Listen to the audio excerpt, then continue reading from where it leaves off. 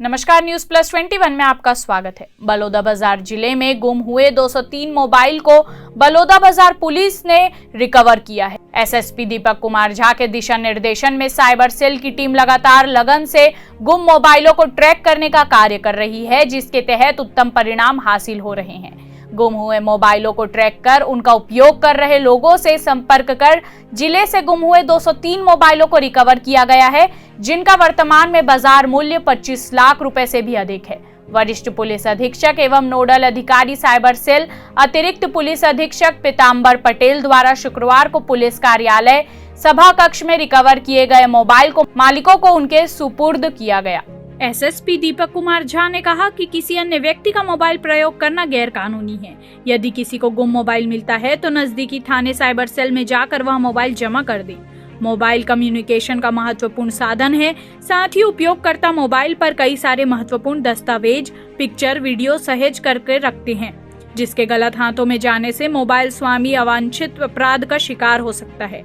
अपना गुम मोबाइल पाकर मोबाइल स्वामी काफी खुश नजर आए। कुछ ने कहा कि उन्हें मोबाइल दोबारा मिलने का विश्वास ही नहीं था। कुछ ने बताया कि मोबाइल पर कई सारे निजी एवं अति महत्वपूर्ण डॉक्यूमेंट थे जो गलत हाथ में ना जाए, इसे लेकर वह सभी बहुत चिंतित थे।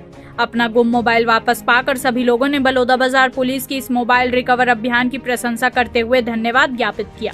मोबाइल रिकवर करने वाली साइबर टीम में उप निरीक्षक उमेश वर्मा, आरक्षक कुमार जायसवाल, मुकेश तिवारी एवं महिला आरक्षक नेहा तिवारी को प्रशस्ति पत्र देकर सम्मानित किया गया। इस अभियान के तहत हम लोगों ने 203 मोबाइल जो अलग अलग थानों में जिसकी गुमशुदगी की रिपोर्ट थी और साइबर सेल में जिसके गुम होने के संबंध में जानकारी दी गई थी, उनको रिकवर करके जो उनके बेनिफिशियरी हैं, जो उनके स्वामी हैं, उनको वितरित किया गया है।